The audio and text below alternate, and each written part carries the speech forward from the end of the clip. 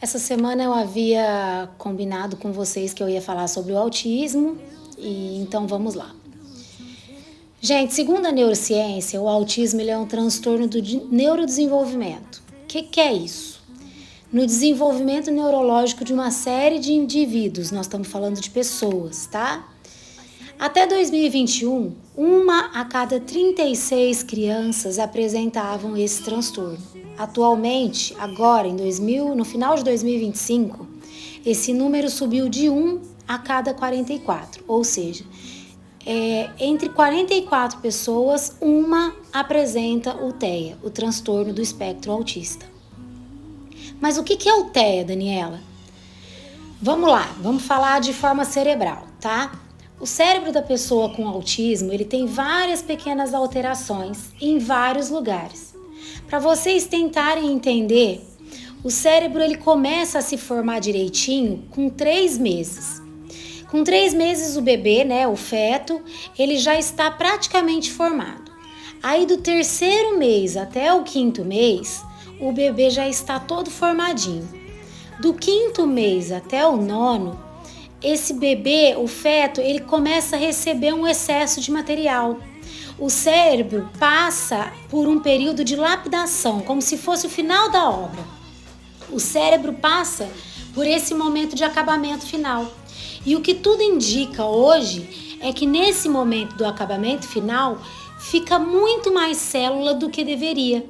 Então, neste bebê, neste feto, tem vários lugares. Tanto que a neuroimagem de pacientes com autismo, o exame de mapeamento cerebral que eu sempre peço, o neurologista ele consegue entender, ele consegue identificar um hiperfuncionamento em vários locais. Não é localizado num único lugar, como por exemplo no TDAH ou no TOC, tá? Então, o que a gente sabe é que esse excesso de neurônios, esse excesso de bagagem que o bebê com autismo recebe, ele é prejudicial, porque ele tira a qualidade do reconhecimento e acaba trazendo um processamento do outro de forma lentificada, tá? Então, por exemplo, uma pessoa com autismo, ela pode estar presente aqui conversando com a gente, comigo, com vocês.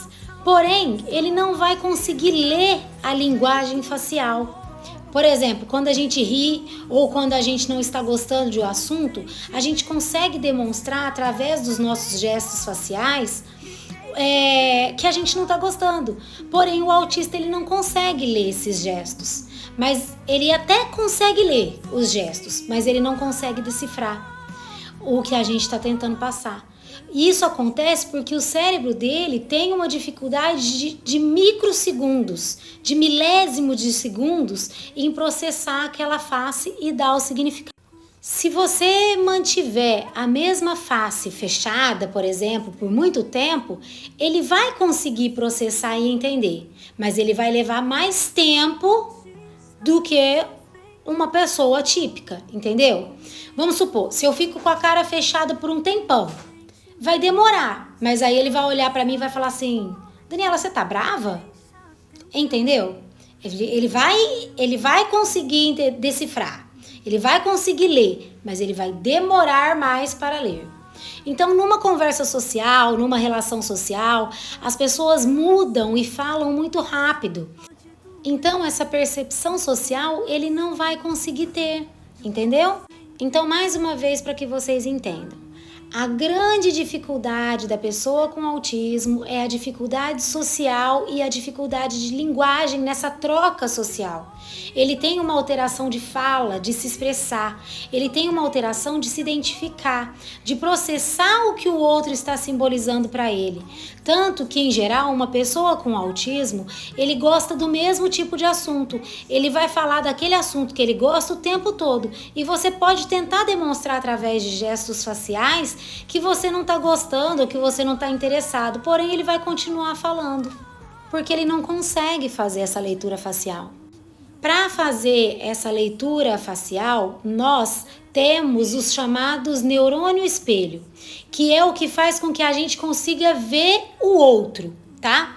Na pessoa com autismo, o neurônio espelho, ele funciona de forma mais lenta. Por isso essa dificuldade de socialização, entendeu? Porque ele não tem o traquejo social, a leitura social. Então, muitos deles apresentam dificuldade na linguagem, em adquirir a linguagem.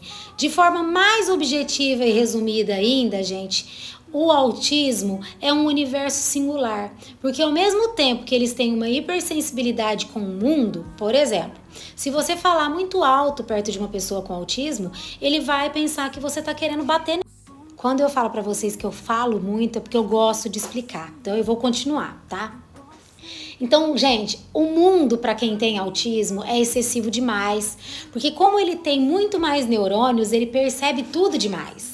Durante uma crise, por exemplo, o chamado meltdown, é como se ficasse tudo muito amplificado no seu cérebro. Por isso que muitos se agridem, batem na parede. É como se ele tentasse parar aquele excesso de informação que está chegando tudo ao mesmo tempo no cérebro dele. Isso nos casos mais graves, tá? Mas é importante ressaltar também que eles são muito carinhosos, gente. Quando a pessoa que convive com quem tem o espectro consegue ir quebrando as barreiras, quando você vai tocando muito suave no mundinho dele e vai conquistando a confiança e a segurança dele, chega um dia em que ele vai te abraçar. E esse abraço ele é muito sincero. Por isso é tão importante a previsibilidade e a constância, a rotina na vida dessas pessoas. Por isso que é tão prejudicial, como está acontecendo agora, essa troca de auxiliares que vem acontecendo na vida dessas crianças. Para eles, isso é doloroso demais. Qualquer mudança na rotina dessas crianças pode trazer um imenso prejuízo na vida deles. Forçar afeto, por exemplo, e contato só vai prejudicar. Então, gente, quando ele começa a ter certas coisas e ele começa a se dar bem com essas coisas ou com essas pessoas, ele se sente bem, ele quer ter aquela segurança, ele não quer de forma nenhuma arriscar outra coisa, por isso eles tendem a repetir sempre a mesma coisa e muitas vezes apresentar hiperfoco. Tá? E por isso que quando acontecem mudanças, eles tendem a ter crises mais constantes. Por quê? Porque ele quer de volta aquela segurança que ele tinha. Isso porque ele tem um traço muito obsessivo, com uma forma de afirmar a realidade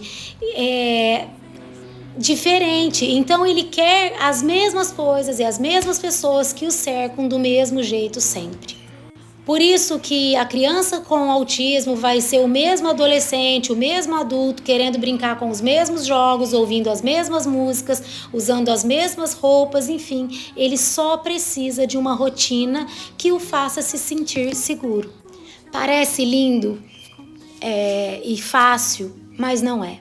É doloroso. É sofrimento para toda a família, é sofrimento para os terapeutas que tentam ver evolução, é sofrimento para as famílias que lutam por inclusão e não conseguem, porque a inclusão, gente, ela só existe na teoria, na prática é completamente diferente. Por isso que eu digo para vocês, autismo não é modinha, infeliz daquele que usa disso para se promover em alguma coisa. Volto a repetir que temos que ter muito cuidado com o diagnóstico, muito cuidado ao medicar as nossas crianças, porque nós podemos estar prejudicando o desenvolvimento cerebral delas. Mas eu peço a toda a sociedade que julgue menos e acolha mais. Vocês não sabem qual é o real sofrimento e a real situação de uma mãe, de um pai, de uma família neuroatípica, neurodiversa. Então vamos procurar nos informar mais, porque a informação ela abre portas, tá? Um abraço, fiquem com Deus, estou aqui novamente para esclarecer qualquer dúvida.